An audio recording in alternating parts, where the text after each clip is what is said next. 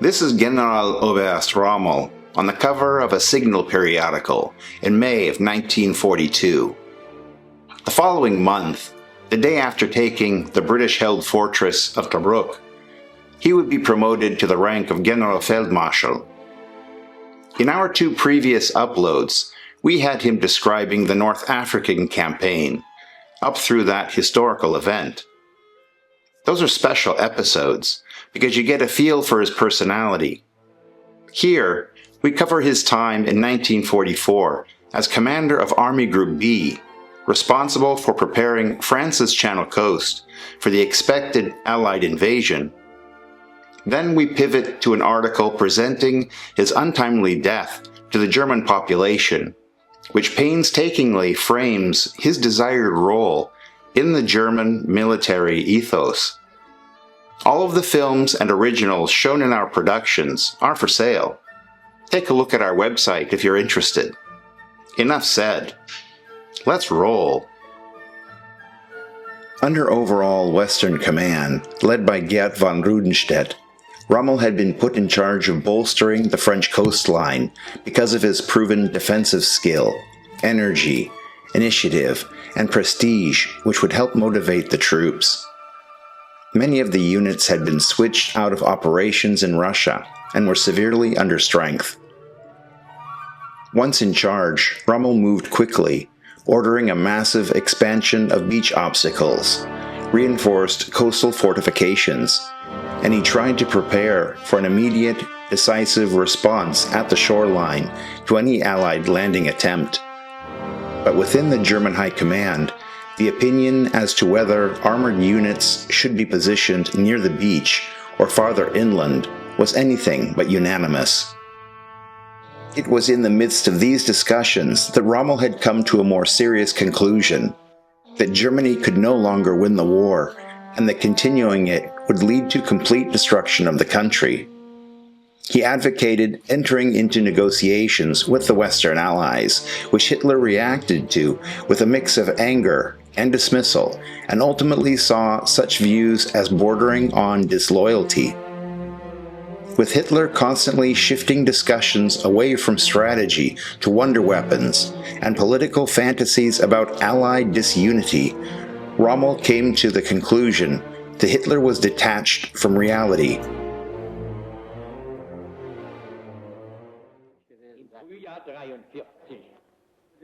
Following the failed July 20th plot to assassinate Hitler, investigations uncovered that Rommel had been in contact with officers involved in resistance circles. Although not directly implicated in the assassination attempt, his association made him politically unreliable, which in National Socialist Germany was equivalent to a death sentence. Rather than publicly denouncing a national hero, Rommel was given two options. Number one, face the People's Court, be found guilty of high treason, and executed. His staff would be punished, and his family likely sent to a concentration camp. Or, two, commit suicide quietly. If he chose this, his family would be left unharmed, his pension would be paid to his widow, and he would receive a hero's state funeral. Rommel chose option 2. The condemned were taken to Plötzensee prison in Berlin. Breaking with military tradition of execution by firing squad, Hitler ordered them to be hanged like cattle, using thin piano wire attached to meat hooks mounted on a rail. Cameramen were brought into the execution chamber. Because the room was dark, powerful floodlights were installed, which actually made the environment even more surreal and horrifying for the condemned. The footage was then rushed to Hitler's headquarters for his viewing. Lebzeiten und über das Leben hinaus. Alles andere ist Verrat an Deutschland. Newspapers during the Third Reich were little more than propaganda mouthpieces. Daily press briefings were issued by Goebbels' Ministry of Propaganda. Editors were told what stories to publish, how to frame them, and what to omit, and they were expected to be racially pure and politically reliable. Certain topics, for example, military setbacks, internal dissent, or Jewish persecution, were forbidden or heavily distorted. For important articles like this, Goebbels directly dictated key themes, wording, and tone, and then staff journalists or propagandists wrote the article. As I read through the article and we watch the funeral, keep in mind that some of those present knew what had actually happened to Rommel. His wife and son also knew. To what extent had they been threatened to play along? Generalfeldmarschall Rommel ist an den Folgen seiner Field Marshal Rommel has passed away from the consequences of a severe head injury, which he suffered in a motor vehicle accident while serving as commander-in-chief of an army group in the West. The Führer has ordered a state funeral. With the death of Field Marshal Rommel, the soldierly life of one of our most successful military commanders has been fulfilled, whose name is forever linked with the 2-year heroic struggle of the German Afrika Korps.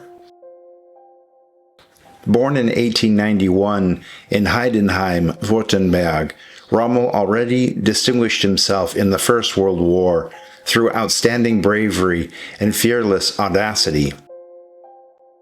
As early as autumn 1915, he was the first lieutenant in his regiment to receive the Iron Cross First Class and the Pour le Mérite. Also in the present fateful struggle of the German people, he has proven himself to the highest degree as an unyielding fighter and an exemplary military commander, imbued with the National Socialist spirit. The Führer honored his merits in the battle for North Africa in 1942 by appointing him Field Marshal, and on March 11, 1943, by awarding him the oak leaves with swords and diamonds in the Knight's Cross of the Iron Cross. Den großen Feldherrn des Afrikanischen Krieges. A harsh fate has befallen the great commander of the African War. Soon after he assumed supreme command over a portion of the German troops in the West, he sustained a severe head injury in an accident and had to withdraw from the struggle for Germany's freedom. With great effort, Field Marshal Rommel fought against the severe physical suffering caused by the injury without success. He was not able to again take the field at the head of an army and return to the fight for Germany's freedom. Death has torn him from the midst of his soldiers who, whether they fought under his command or merely knew of him, revered him as the field marshal who personally and most closely connected with his men. On African soil, Rommel first provided the proof that a German force, vastly inferior to the enemy in men and weapons, is capable of achieving victory. His immortal glory will record for all time that in the victories of Tobruk, Mersa Matruh, and El Alamein, he was able to defeat the English, although they were stronger and far better adapted to the conditions of an African war than Rommel's soldiers. It was then proven to the world for the first time that National Socialist officers and soldiers possess special toughness, fearlessness, and inventiveness, and that the unity between leadership and soldier imparts strength, which is proving itself right now in the harsh defensive battles. When the news of the Field Marshal's death reaches them, the German troops on all fronts will pause for a moment and then take a vow, true to the legacy of this great German soldier, to deploy all the experiences in combat that were gathered under his banner.